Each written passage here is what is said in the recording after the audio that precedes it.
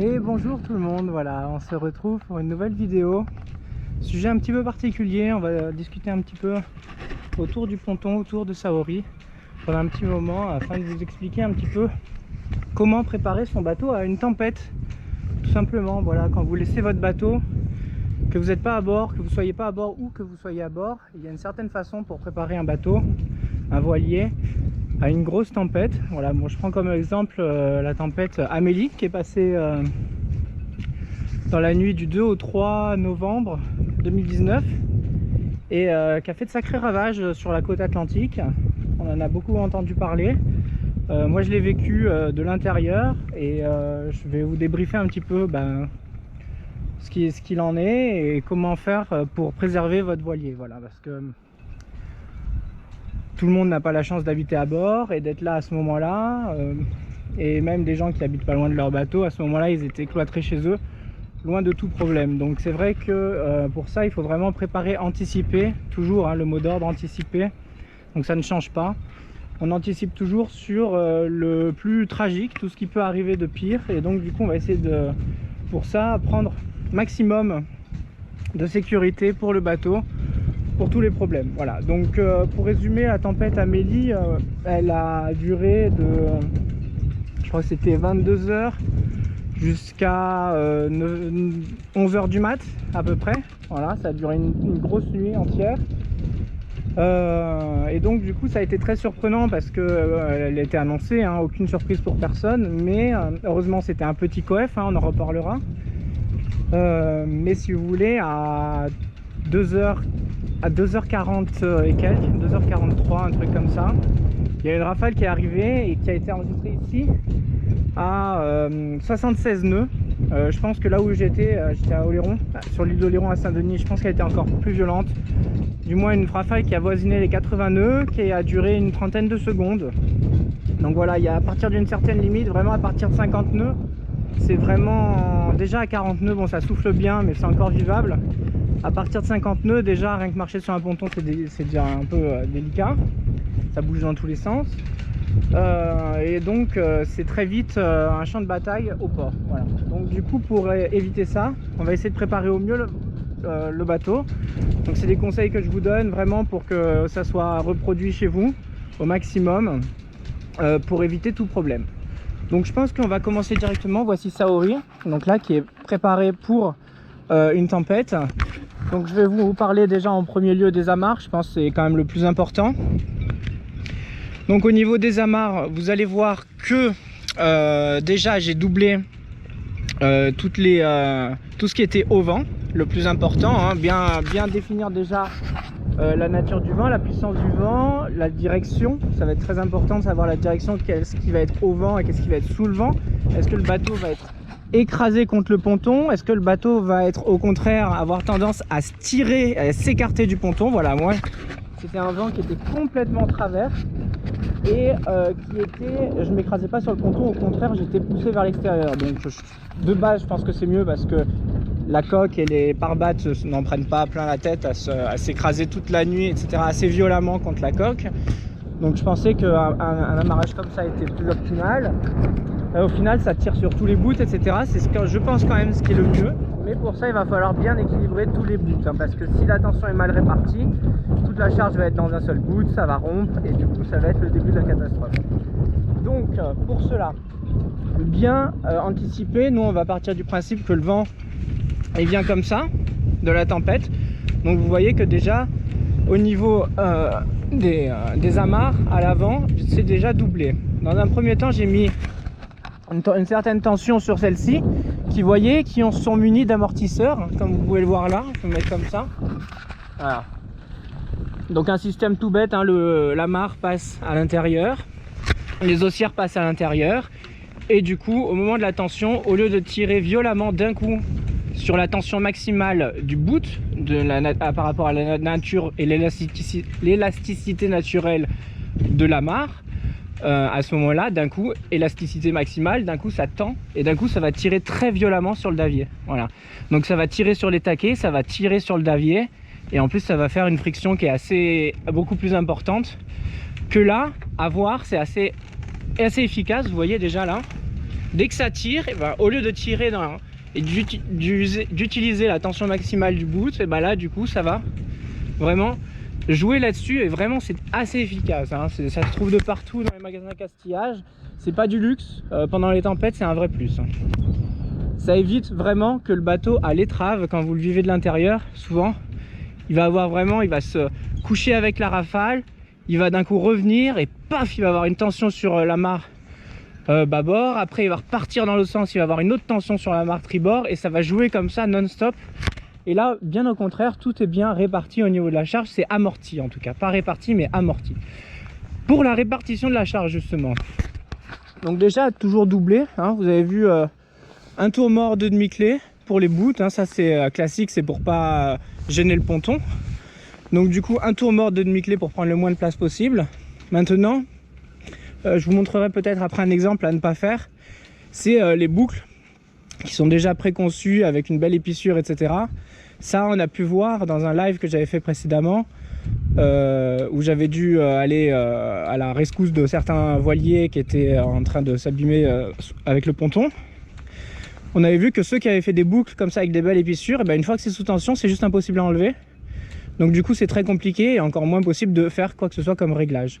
Donc si vraiment c'est la tempête, vous pouvez vous permettre de faire des nœuds de taquet, ce qui vous permet de pouvoir régler la tension à partir du bateau et également à partir du taquet. Voilà, donc c'est vraiment assez pratique parce que des fois il va y avoir tellement de chahuts que vous allez avoir accès qu'à un seul endroit, et donc c'est quand même plus pratique directement de pouvoir avoir accès aux deux endroits pour pouvoir modifier la tension, les tensions, voilà, parce que vous allez voir que si vous êtes à bord, il va falloir assez régulièrement sortir sous la tempête pour aller justement un petit peu améliorer tout cela. Voilà.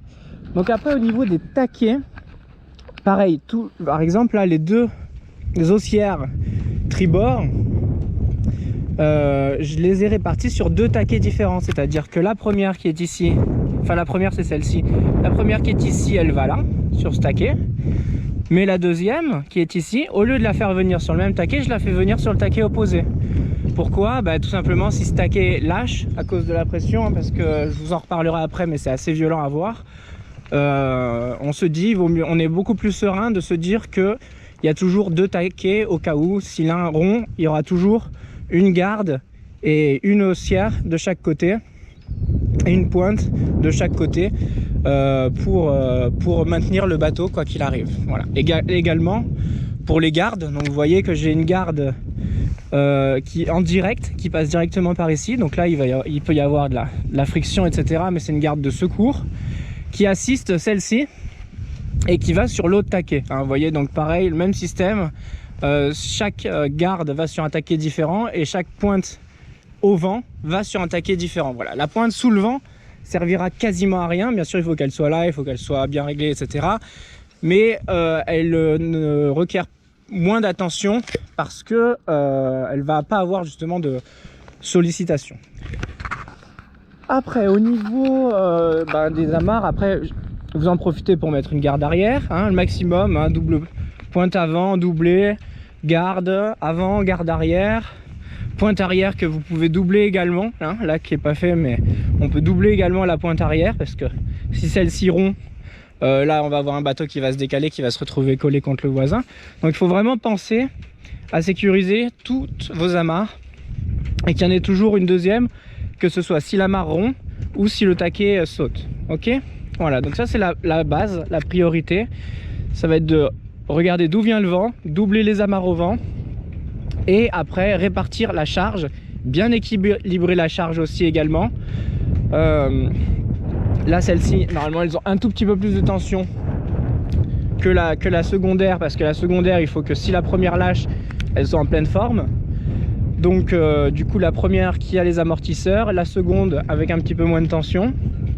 Voilà, donc ça va être pour l'amarrage. Après par la suite, au niveau des pare-battes, là faut vraiment pas lésigner. Vous mettez tout ce que vous avez sur le côté catway, hein, parce que ça va tellement chahuter. Il faut que d'une, si un pare-batte s'éclate ou quoi que ce soit, il faut qu'il y en ait un deuxième, s'il se perce ou autre chose. Et de deux, pendant la tempête, vous avez des pare-battes qui vont peut-être se retrouver, moi j'en ai retrouvé deux, comme ça, tellement ça bougeait dans tous les sens. Et donc là après ça continue à bouger, mais le pare-batte n'était plus efficace. Donc c'est pas parce que vous avez un pare-batte ou deux en place qu'ils resteront en place. Voilà. Une deuxième chose à faire aussi qui est sympa, c'est de passer la garde par-dessus les pare-battes. Vous voyez, là ici je l'aurais passé de l'autre côté, comme ceci. Hop. Voilà, comme ceci, comme ça a tendance à les laisser plaquer, tout simplement. Donc ça aussi c'est primordial, c'est pour préserver la coque. Et on voit trop de bateaux avec que 2 pare-battes sur les côtés. C'est vraiment pas efficace. Il faut vraiment que la charge soit le plus répartie possible. Vous avez pu peut-être apercevoir ce coussin plat qui est assez rigide. Voilà, protégé anti-UV d'un côté et surtout doux de l'autre côté pour pas abîmer le polish avec les frottements, parce que bien sûr les pare-battes quand ils frottent en long en hauteur comme ça pendant toute une année, et ben ça enlève le polish que vous avez fait que vous avez pu faire au préalable. Donc du coup ce petit carré qui est très pratique, qui se met au mètre beau et qui permet, une fois entouré de pare-battes, voilà, vous mettez bien un pare-batte de chaque côté parce que il est assez rigide quand même, mais qui permet quand même que vraiment, si une fois que les pare-battes sont bien écrasés, vous avez celui-ci qui va vraiment finir le taf et répartir encore mieux la charge. Voilà. Donc ça c'est une bonne chose pour tout ce qui est amarrage. Si vous avez un voisin, là pour la nuit je les relève pour pas que ça tape, mais puisque ce bateau il bouge pas. Mais si pendant la tempête, si vous avez un voisin, vous mettez des pare-battes quand même au cas où, si vous vous retrouvez écrasé contre lui ou si lui se retrouve écrasé contre vous aussi, ça arrive. Et sinon, si vous n'en avez pas, comme moi j'en avais pas durant cette tempête, donc vraiment j'ai utilisé tous mes pare-battes, j'ai mis toutes les chances de mon côté pour tous les mettre au même endroit. Voilà, vraiment ne pas lésigner là-dessus. Durant la tempête, j'ai pu voir plein de choses horribles, des bateaux qui tapaient contre les pontons, les pare-battes qui étaient mal placés ou inexistants, etc. Donc peut-être que j'en reparlerai un petit peu en fin pour vous expliquer quand même la violence du vent et ce que ça peut provoquer. Donc voilà, pour l'instant on continue simplement, je vais essayer de rien oublier. Maintenant on va parler des voiles. Donc les voiles c'est très simple. Si vous n'êtes pas sur le bateau pendant plus de 1 mois, 2 mois, quelque chose comme ça, voilà, si vraiment vous êtes sur un bateau, sur votre voilier à des entre durées assez grandes, vous enlevez les voiles. Vous réfléchissez pas, vous enlevez les voiles. De toute façon, ça va les préserver du soleil, du vent, des intempéries, etc. Et c'est le plus gros fardage qu'on puisse avoir, c'est ces taux et ces génoas. Voilà. La plupart des incidents qui se sont passés durant la tempête, ça a été des grands voiles qui s'arrachent et des génoas qui se déroulent et qui claquent et qui arrachent tout. Voilà. Ça, c'était vraiment le plus classique.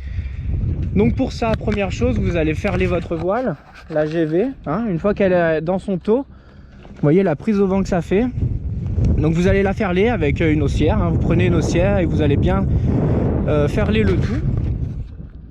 Pour ne pas dire saucissonner, mais vous voyez que vraiment bien faire en sorte que ça soit bien maintenu autour de la baume et que c'est pas de chance de s'envoler, même si votre taux se déchire en entier, hein, parce que moi c'est plus ou moins ce qui s'est passé, c'est ce qui s'est passé sur beaucoup d'autres voiliers. Donc bien prendre la précaution, voilà, je vais vous le montrer de l'autre côté où il y a de la lumière encore. Bien prendre la précaution de bien ferler la voile, tout bien ferler, tout bien attaché, etc. Qu'il n'y ait rien qui risque de s'envoler. Voilà. Évidemment les drisses, bon, comme d'habitude vous les clochez, hein, ça change pas d'habitude. Surtout pas qu'elles longent le mât parce que sinon ça va être un enfer. Et voilà, moi j'ai repris un petit peu de patara également parce que pas énormément, hein, pas comme si on était en navigation, pas des réglages de nav, mais repris un tout petit peu de tension parce qu'on a l'habitude de dire qu'au port un bateau doit être libre de toute tension.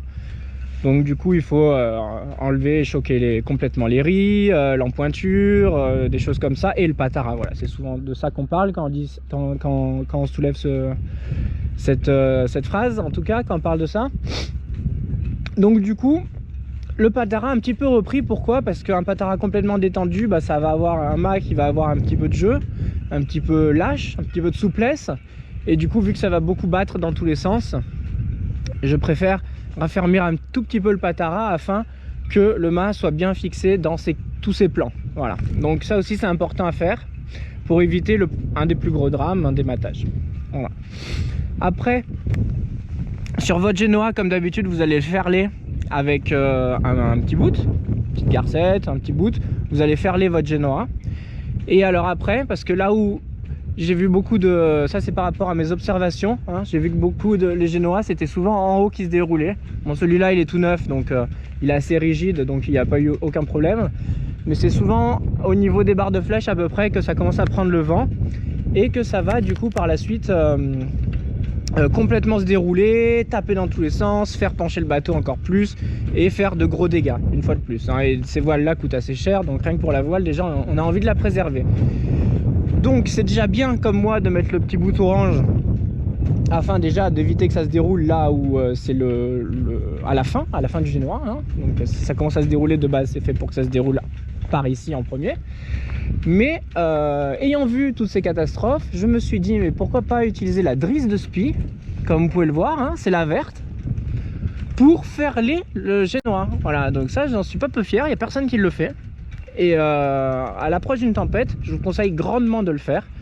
Vous utilisez votre drisse sous tension, hein, vous utilisez votre drisse pour faire un maximum de tours autour du génois, hein, on aurait même pu en faire quelques-uns de plus. Afin de sécuriser votre génois. Voilà, donc ça c'est si vous êtes assez souvent à bord et que vous utilisez régulièrement le bateau. Sinon vous enlevez tout, ça sera que mieux pour le bateau, puisque ça prend, quand on parle de fardage, c'est de la prise au vent, hein. Donc il y a beaucoup moins de prise au vent quand vous enlevez le génois et le taux ainsi que la grand voile. Voilà.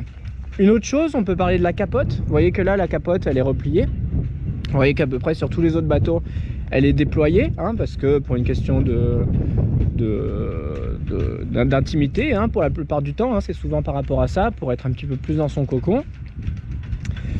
Donc le problème de la capote, c'est que la capote de descente, elle va complètement s'arracher si elle est en place, hein. Vous voyez une capote comme ça en place, elle va complètement s'arracher. C'est des choses qui sont sur des points d'ancrage assez fragiles, et une telle tempête comme c'était, vous avez rien enfin le nombre de bateaux, et aussi également les bateaux à moteur qui ont, vous savez, à l'arrière une grande bâche, justement pour se faire un petit peu d'intimité, pour utiliser l'extérieur comme intérieur une fois qu'on est au port ou au mouillage, etc. Vous avez beaucoup ces grandes bâches qui vont tout couvrir à l'arrière. Ça, le nombre de bâches qui se sont envolées, c'était incroyable, hein. Donc n'hésitez pas, vous enlevez tout. Vous enlevez tout, hein. Si vous laissez votre bateau quelque temps, vous enlevez tout, vous enlevez, même si c'est embêtant, même si c'est toujours fatigant de rouler une voile sur un ponton. Au début ça va être laborieux, et puis à la fin vous allez très vite y arriver. Il y a des techniques assez simples pour plier une voile, donc faites-vous aider au début pour connaître ces techniques, et vous allez voir que même tout seul ça peut se faire sans souci, faire un travail correct et assez rapide. Donc du coup après vous allez comme ça préserver votre parce que ça coûte super cher, hein. On se rend pas compte, hein. Je sais pas si vous savez, mais tout ce qui est taux, capote, etc., tout ce qui est textile sur le bateau, ça coûte très cher, puisque c'est forcément traité anti-UV, marin, blablabla, etc. Et donc ils en profitent, ils chargent ça au maximum, et du coup ça devient assez cher assez vite, hein. Donc n'oubliez pas, on ferle la GV avec une haussière, et puis on ferle le génois sur enrouleur, si vous avez un génois sur enrouleur, avec la drisse de spi, tout simplement. Voilà, donc ça c'est une bonne chose. Qu'est-ce que je peux vous dire également? Bien sûr, on va attacher la barre, hein. On va bien l'attacher, il faut qu'il n'y ait surtout pas de jeu. Donc vraiment avec une bonne tension, que surtout elle ne puisse pas bouger, parce que sinon, même si elle est à 3 cm de jeu, ça suffit pour la faire brinque-baller pendant toute la nuit, pendant toute la durée de la tempête. Et du coup vous allez avoir le safran qui tape en butée toute la nuit. Voilà, donc ça, si vous n'êtes pas à bord, vous le savez pas, vous vous en rendez pas compte, vous reprenez votre bateau par la suite, et la barre du coup a été endommagée. Voilà, donc dès la première manœuvre de port, vous vous en rendez compte trop tard. Donc tout ça c'est important. Donc bien amarrer sa barre, si possible, si vous savez d'où vont venir les vagues et le vent, essayez de faire en fonction que ce soit pas dans le mauvais sens, et que ça soit dans le profil des vagues, hein. Donc là vous imaginez bien que si on a du nord-ouest, normalement ça devrait venir comme ça, avec les vagues qui viennent de l'extérieur. Donc du coup je vais avoir tendance à mettre ma barre comme je l'ai mis actuellement. Voilà, comme je l'ai mise actuellement. Donc ça c'est important, pensez à sécuriser votre barre pour pas qu'il y ait de jeu, pour pas qu'elle soit abîmée, préserver évidemment le principal, hein. On parle quand même de du bateau en soi, hein, qui reste bien accroché au ponton avec les amarres. On parle du moteur principal d'un voilier, c'est-à-dire sa grand voile, et enfin ses voiles, et on parle de sa direction principale, c'est-à-dire sa barre, hein. Donc tout ce que je vous parle là actuellement, c'est vraiment la priorité sur un bateau pour pouvoir naviguer en toute sécurité. Voilà, après bon, les nombres d'antennes VHF qu'il y a eu pliées pendant cette grosse rafale, c'était vraiment 1 sur 3 était pliée. Donc je sais pas quoi faire de mieux. Moi elle est assez récente, elle est assez neuve, donc du coup elle a tenu le coup par miracle. Mais les autres n'ont pas eu cette chance. Donc je sais pas qu'est-ce qu'on pourrait faire de mieux pour ça, la sécuriser, peut-être monter en mât. Si vous avez encore l'occasion, vous montez au mât, ça prend pas longtemps, c'est pas bien compliqué. Surtout si vous êtes deux. Vous allez checker un petit peu barre de flèche et quitte même peut-être à enlever l'antenne VHF. Si vraiment il y a plus de 80 nœuds, plus de 70 nœuds annoncés, vous prenez aucun risque, hein. Aucun risque. Vous enlevez tout ce que vous n'allez pas faire vous empêchera après d'être serein, d'être tranquille, et vous pourrez le regretter par la suite. J'évoquerai un petit peu ça après. Donc voilà. Que dire d'autre? J'espère que je n'ai rien oublié. J'ai peur d'oublier des choses. La capote, si vous la rabattez pour pas justement qu'elle soit disponible et qu'elle prenne le vent, qu'elle soit à poste et qu'elle prenne le vent, pour ça rabattez-la, mais également si vous l'enlevez pas, accrochez-la, hein, parce que sinon ça va se relever, ça va taper, etc.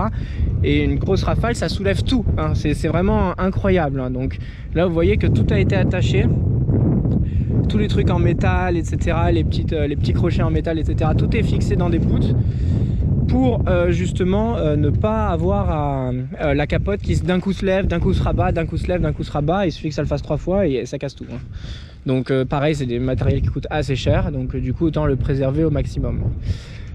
Dernier truc, vous avez vu que avec mes taquets de plafond là, j'ai tenu la barre. Déjà la baume, la voile, la grand voile que vous voyez là, tout ça.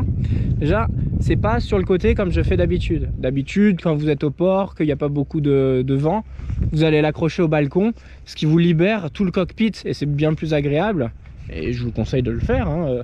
Vous mettez la baume du côté opposé au catway, comme ça vous pouvez monter tranquillement, et la baume elle est de l'autre côté, accrochée au balcon arrière.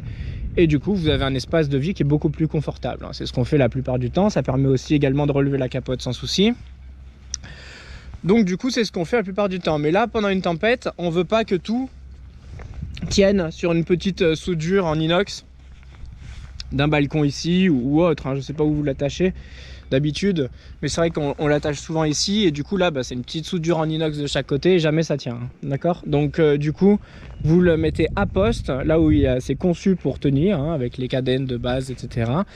À poste, bordé, et en plus de ça, vous avez vu, je sais pas si c'est très parlant comme ça, mais voilà. J'ai fait un tour mort autour de la baume, et je suis reparti de l'autre côté, accroché au taquet, souqué comme ça, la baume, vous voyez, elle ira pas plus loin que ça. Pendant une rafale, elle va pas se déplacer plus que ça, et pas plus que ça. Voilà, en plus ça fait longtemps, donc ça peut être repris un petit peu juste avant une tempête. Mais du coup ça maintient la baume, et ça c'est quelque chose de primordial. Voilà, hein. Pareil, pour pas que ça tire et que ça abîme vos balcons. Donc voilà, préservez votre bateau, je vous en prie. Faites-le pour vous, mais aussi pour les bateaux voisins. J'ai vu des catastrophes dues à un manque d'entretien, hein. Alors je vais peut-être vous montrer, faire un petit tour bref, parce que c'est tellement commun de voir des bateaux qui sont mal amarrés, etc., mal entretenus. Je vais vous montrer des exemples sans vous montrer les bateaux, parce que j'ai pas envie de cibler qui que ce soit, j'ai pas envie de pointer du doigt. Mais je vais vous montrer peut-être en regardant, j'ai pas regardé, hein, mais en passant peut-être vous montrer quelque chose à ne pas faire. Je dis pas que là c'est parfait, mais là vous pouvez tenir une tempête et vous avez mis toutes les chances de votre côté. Voilà. Donc faut savoir que pendant la rafale, ça a duré peut-être 30-40 secondes. Les secondes sont paraissent énormes dans ces périodes là, mais j'ai vraiment eu une appréhension très bizarre, hein. C'est-à-dire quand c'est un petit peu comme si vous êtes dans un gros tremblement de terre chez vous, et que d'un coup même votre chez vous n'est plus safe, même votre chez vous devient dangereux où aller. En fait c'est une sensation très bizarre, c'est-à-dire que normalement quand quelque chose se passe à l'extérieur, une catastrophe naturelle ou pas, on a tendance à se reclure chez soi, dans son petit endroit safe avec ses murs, etc. Bon bah pendant un gros tremblement de terre ou ou un tsunami ou dans un bateau pendant une tempête au port, on se sent presque plus en sécurité, hein. Bon, on aurait été encore moins en sécurité à l'extérieur, je vous le rassure. Donc on est content d'être au port, content d'être amarré, mais on se dit pendant encore combien de temps? Parce que cette rafale là, il n'y en a eu qu'une. Moi jusqu'à 11 h du match, j'ai eu qu'une seule peur, c'est qu'il y en ait des suivantes. Voilà, parce que il suffit qu'il y en ait eu 10 comme ça et il n'y avait plus de port du tout, hein. Tout se serait volatilisé, hein. Il n'y aurait eu plus rien, plus de ponton, plus de castouets, plus de bateaux, plus rien. Ça a été vraiment une rafale qui a fait énormément de dégâts sur 30 secondes. La tempête a duré toute la nuit, donc moi j'ai vraiment eu peur qu'une telle rafale revienne de nouveau. Voilà. Finalement, j'ai eu une nuit blanche complète. Je suis sorti une dizaine de fois à l'extérieur pour justement aller sous la tempête, hein, vérifier, réamarrer, enfin retendre, etc. Reprendre les amarres.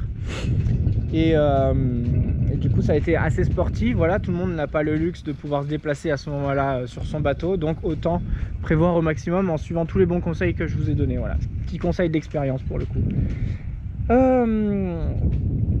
Voilà, bah écoutez, hein, je sais pas s'il y a vraiment besoin de vous montrer vraiment voilà, souvent ce qu'on voit c'est ouais, je vais vous montrer quand même. Voilà, ça par exemple c'est pas une haussière, par exemple ça c'est trop fin pour être une haussière.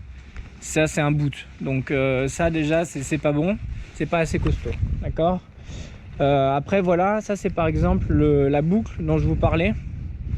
Ça, si vous voulez avoir accès à ça, que ce soit pour le défaire, etc., si d'un coup vous devez libérer un bateau d'urgence, et ben s'il a ça, vous ne pouvez pas. Voilà, c'est ce qu'on a vu, à part en coupant le boot, sauf qu'un boot comme ça, avec la tension qu'il y a de plusieurs tonnes d'un bateau qui tire, vous pouvez pas le couper comme ça. On a vu, hein, dans le live précédent, hein. Vous voyez encore un gros bateau avec des petits boots, c'est vraiment pas efficace, hein.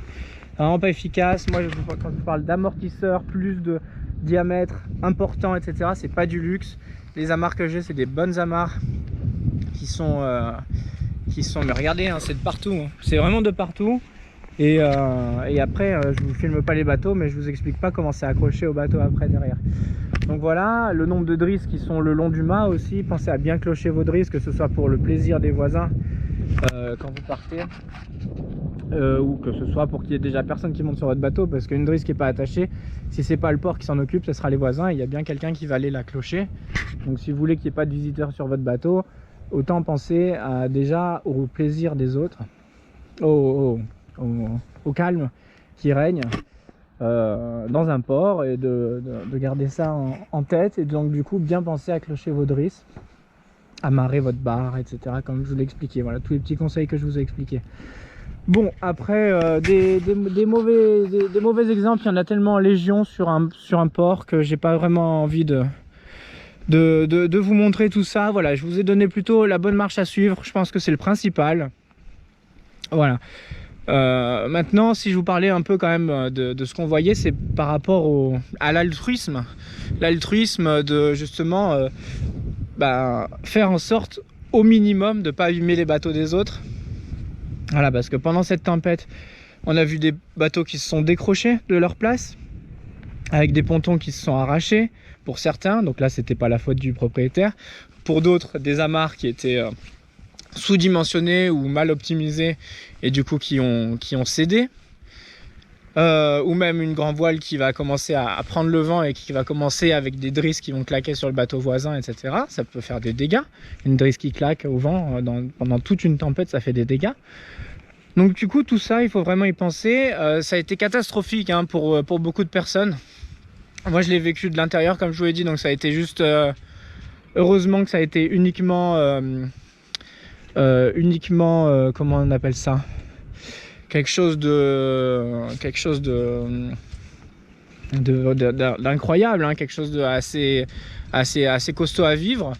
Mais de là, j'ai pas eu de malchance dans ma préparation et dans ce qui s'est passé. Après, c'est vraiment la chance, hein, qui tombe sur vous.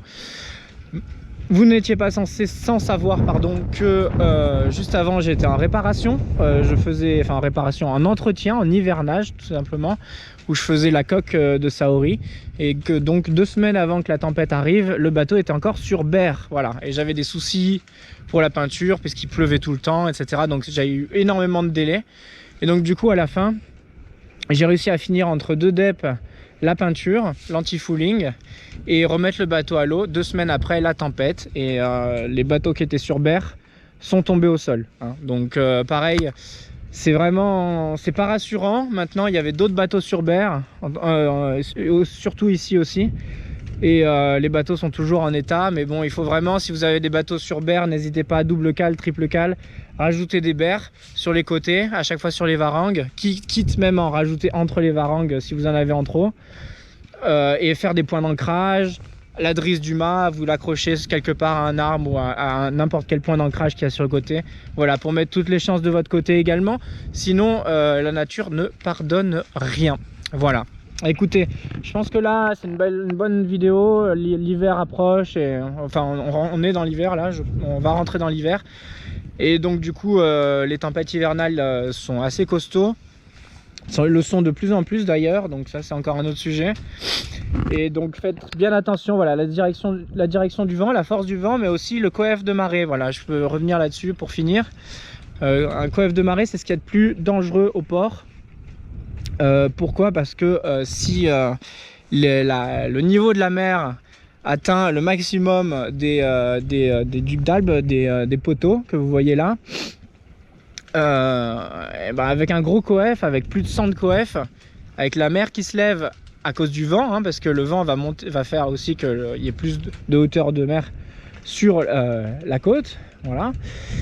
Et vous avez aussi le fait qu'on soit dans un état dépressionnaire, donc il y a moins de pression sur l'eau, et donc du coup l'eau monte également. Donc voilà, c'est 3 facteurs qui font, enfin il y en a d'autres, hein, maintenant on en connaît d'autres, mais il y a 3 facteurs qui m'ont fait que l'eau est plus élevée. C'est donc un fort coef, une basse pression et un vent de mer violent qui va pousser l'eau sur la côte.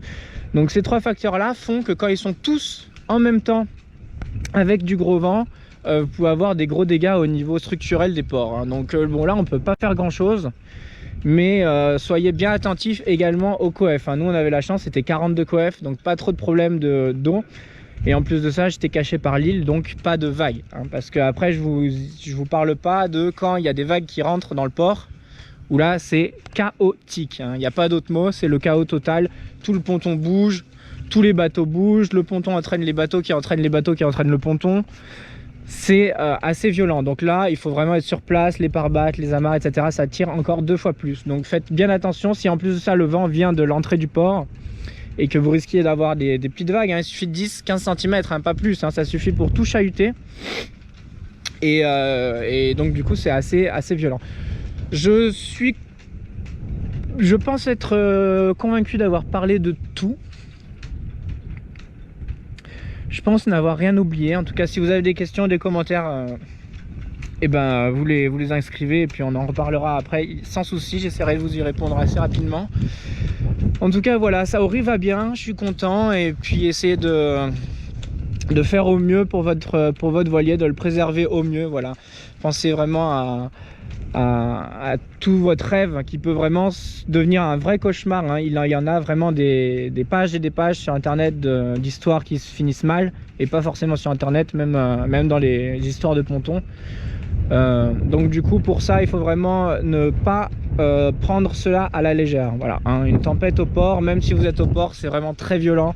Je vous conseille d'en vivre une de l'intérieur, de rester avec votre bateau chéri le temps d'une tempête, et vous allez comprendre un petit peu. Déjà vous allez mieux avec le bruit, vous allez sentir là où ça tire, là où ça craque, là où il faut intervenir, etc. Et puis par la suite, et ben après vous serez plus serein. Moi là je suis beaucoup plus serein de laisser mon bateau maintenant. Si je suis pas là, parce qu'il n'y a rien de plus angoissant que d'être loin de son bateau quand il y a une tempête. Et donc du coup voilà, avec une telle préparation déjà vous améliorez votre sérénité et votre temps passé à l'extérieur, loin de votre bateau, voilà, pour pas être trop anxieux, tout simplement. Voilà, bah écoutez, je vous embrasse. Je vais vous mettre rapidement peut-être une petite vidéo prise au petit matin durant la tempête Amélie, mais c'est vraiment au petit matin, puisque pendant la nuit à 2h40 vous imaginez bien qu'on voyait rien, que ce soit avec la GoPro ou autre chose, on voyait strictement rien, c'était la fin du monde.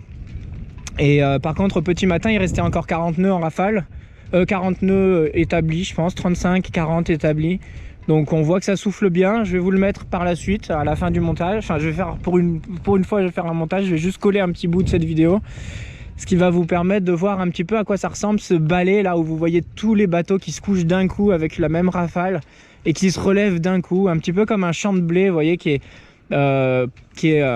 couché par le vent, vous voyez, et qui d'un coup, après, une fois que la rafale est passée, tout le monde se relève. Ça fait vraiment une danse incroyable avec le vent qui siffle, etc. C'est vraiment quelque chose de beau à voir, mais pour ça, il faut avoir la possibilité d'être serein et d'avoir la tranquillité d'esprit, de se dire que du coup, tiens, je vais aller aider.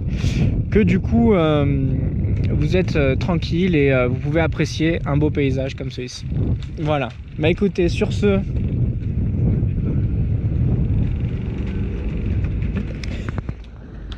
voilà. Bonsoir. Bonsoir.